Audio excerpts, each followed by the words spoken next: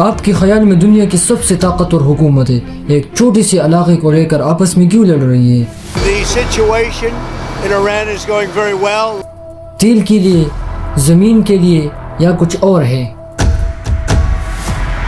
ابھی جو کچھ مشرق وسطی میں ہو رہا ہے یہ پہلی بار نہیں ہوا، بلکہ سچ یہ ہے یہ آج سے 100 سال پہلے پلان کیا گیا ہے اور آج سے 50 سال پہلے یہ شروع ہوا اور یہ آپ کے سامنے ابھی مکمل ہو رہا ہے۔ اسرائیل بہت جلد گریٹر اسرائیل بننے جا رہا ہے اور اس پلان کا آخری نشانہ Iran, the second is called Pakistan. I am Ilyas and it's my first video, so watch till the end.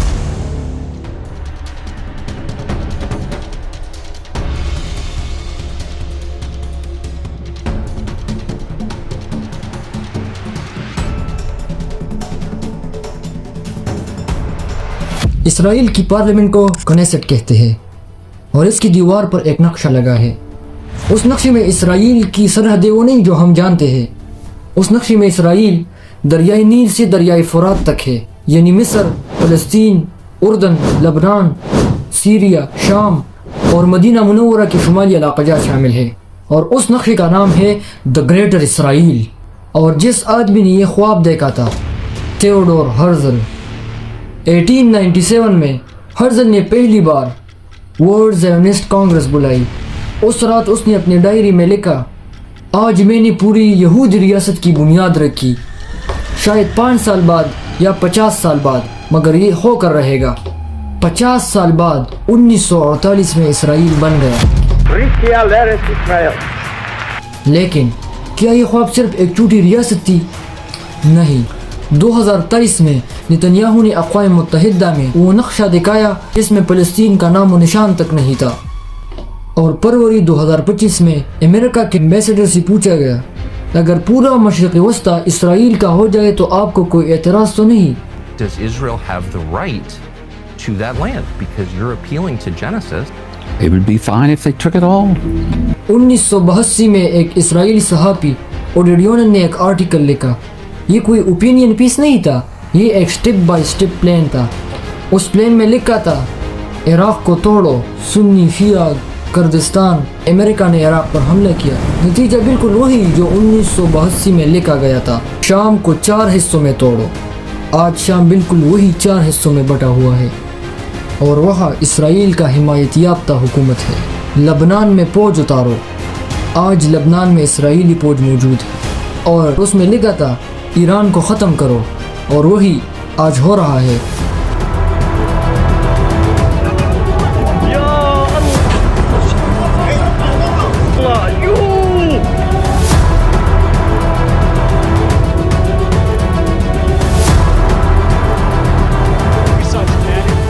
سوچے 1982 میں لکھا گیا اور ایک ایک چیز ایسی ترتیب سے سچ ہو رہی ہے۔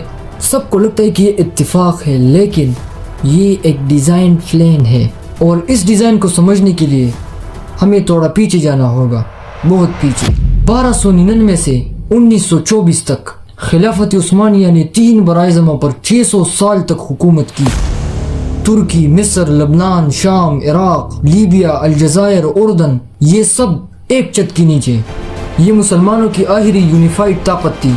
1901 میں ہرزل نے سلطان عبدالحمید ثانی کو ایک پیغام بھیجا۔ اس نے کہا کہ ہم آپ کی خلافت کا سارا قرض ادا کریں گے، بدلے میں ہمیں فلسطین چاہیے۔ سلطان عبدالحمید ثانی نے کہا، قدس کی زمین کا ایک ٹکڑا بھی نہیں دیا جائے گا، یہ سرزمین ہماری نہیں، ہماری قوم کی ہے۔ جب تک ہم زندہ ہیں یہ ریاست کبھی قائم نہیں ہوگی، کامیاب نہیں ہونے دیں گے ہم، چلے جاؤ۔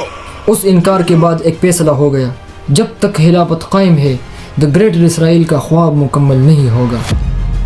1908 میں ینگ ٹرکس موومنٹ شروع ہوئی اپنی ہی سلطنت کے خلاف۔ مورخین لکھتے ہیں کہ اس میں وہ لوگ تھے جو باہر سے تو مسلمان دیکھتے تھے لیکن اندر سے یہودی قبالہ کی پریکٹس کرتے تھے، اور وہ اپنی ہی خلافت کو اندر سے توڑ رہے تھے۔ 1906 میں سلطان عبدالحمید کو تخت چھوڑنا پڑا، اور 1924 میں 600 سال کی خلافت صرف 15 سال میں ٹوٹ گئی، اور اسی کے ساتھ دا گریٹر اسرائیل کا کاؤنٹ ڈاؤن شروع ہوا۔ لیکن ابھی تک یہ صرف ایک نقشہ تھا، ایک خواب تھا، اور اسے حقیقت بنانے کے لیے ایک کام اور کرنا تھا۔ 1916 میں لندن کے ایک کمرے میں 2 یورپی سفارتکار ایک میز پر بیٹھے تھے، ایک برطانوی اور ایک فرانسیسی۔ کسی مسلمان سے بغیر پوچھے انہوں نے مڈل ایسٹ کا نقشہ سامنے رکھا اور لکیریں کھینچنا شروع کر دی۔ یہ معاہدہ سائکس پائکوٹ ایگریمنٹ کہلاتا ہے۔ ڈیوڈ فرانکن اپنی کتاب میں کہتے ہیں کہ یہ لکیریں اس لیے نہیں کھینچی گئی کہ لوگ آرام سے رہے، بلکہ اس لیے کھینچی گئی کہ یہ لوگ آپس میں لڑتے رہے اور کبھی متحد نہ ہو سکے۔ عراق کا تیل الگ، کویت کو الگ کرو، شام کا پانی الگ، لبنان کو الگ کرو، فلسطین کے درمیان میں اسرائیل بسا دو۔ یہ اتفاق نہیں تھا، یہ ایک جان بوجھ کر ڈیزائن کیا ہوا کانفلکٹ زون تھا، اور اسی ڈیزائن پر آج کی جنگیں لڑی جا رہی ہے۔ ابھی تک آپ نے دیکھا نقشہ، بلو پرنٹ، خلافت کا خاتمہ، تقسیم، لیکن اب وہ حصہ آ رہا ہے جو آپ کو سب سے زیادہ سوچنے پر مجبور کرے گا۔ گریٹر اسرائیل کے نقشے پر ذرا نظر ڈالیں۔ عراق ٹوٹ گیا، شام تقسیم ہوا، لبنان بھی گیا، حماس کمزور ہوا، اب کون باقی ہے؟ ایران اور پاکستان۔ ایران کے بارے میں اسرائیل کے سابق پی ایم نے کہا، ایران ایک آکٹوپس کی طرح ہے جس کا سر خود ایران ہے اور اس کا ہاتھ پاؤں ہر طرف پھیلے ہوئے ہیں۔ Iran, and I call it the octopus of terror. Iran is the head of the octopus. 25 سال سے ہم نے اس کے ہاتھ اور پاؤں کاٹے، اب سیدھا سر پر وار کریں گے، اور وہ وار ہوا، ابھی شروع ہے۔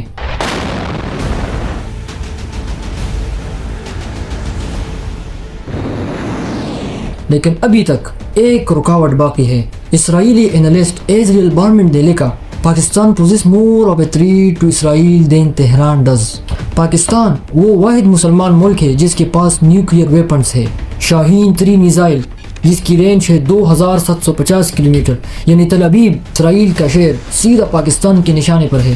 اور اسی لیے ایران کی سابق پی ایم منیچن بیگن نے مارگریٹ تھیچر کو خط لکھا، پاکستان کا اسلامک بوم ایک دن اسرائیل کے لیے مورٹل ڈینجر بنے گا۔ 1980 میں اسرائیل نے انڈیا کو مشورہ دیا کہ مل کر کاہوٹا پر حملہ کرتے ہیں۔ جب جنرل ضیاء الحق کو پتہ چلا تو انہوں نے صاف کہا، اگر اسرائیل نے بدمعاشی کی تو گدے پر رکھ کر اسرائیل میں ایٹم بم بھیج دوں گا۔ آپ کو پتہ ہے ضیاء الحق نے کیا کہا تھا؟ ضیاء الحق نے کہا تھا کہ اگر اسرائیل نے بدمعاشی کی تو میں گدھے پر رکھ کے ایٹم بم بھیج دوں گا، تل ابیب اور حیفا اڑا دوں گا۔ ڈاکٹر قدیر خان کو، جس نے پاکستان کو نیوکلیئر پاور بنایا، اپنی ہی زمین پر قیدی بنا، اور آج امریکہ نے پاکستان کی میزائل پروگرام پر سینکشنز لگا دیے ہیں۔ انڈیا اور اسرائیل ایک ہی طرف کھڑے ہیں۔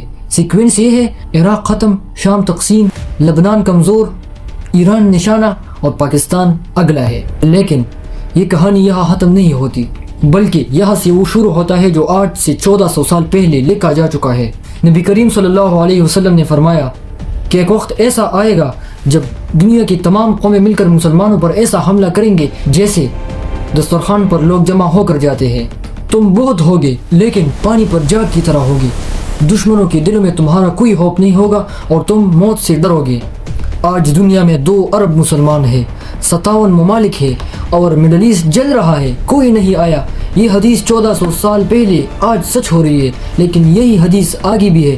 ابو داؤد کی حدیث، بیت المقدس کی آبادی مدینہ کی ویرانی ہوگی، مدینہ کی ویرانی جنگوں کا آغاز ہوگا، جنگوں کا آغاز قسطنطنیہ کی فتح ہوگی، اور قسطنطنیہ کی فتح دجال کا ظہور ہوگا۔ دس از اے سیکوینس، یہ ترتیب ہے۔ اور خراسان کی حدیث، مشرق کی طرف سے خراسان سے کالے جھنڈے اٹھیں گی اور وہ امام مہدی کی مدد کریں گے۔ خراسان آج کے نقشے میں افغانستان، پاکستان، ایران اور وسطی ایشیا کے کچھ علاقے، یعنی وہی علاقہ آج کی تمام بڑی طاقتیں مل کر اسے کمزور کرنا چاہتی ہے۔ کیا یہ اتفاق ہے؟ نبی کریم صلی اللہ علیہ وسلم نے 2 طرح کی مسلمانوں کا ذکر کیا، ایک وہ جو پانی پر جاگ بہت ہے لیکن بہہ جائیں گے، دوسرے خراسان کی سیاہ جھنڈے والی جو آخر تک کڑے ہوں گے۔ یہاں پر آپ اپنی ضمیر میں جانچیے کہ آپ کس میں آتے ہیں۔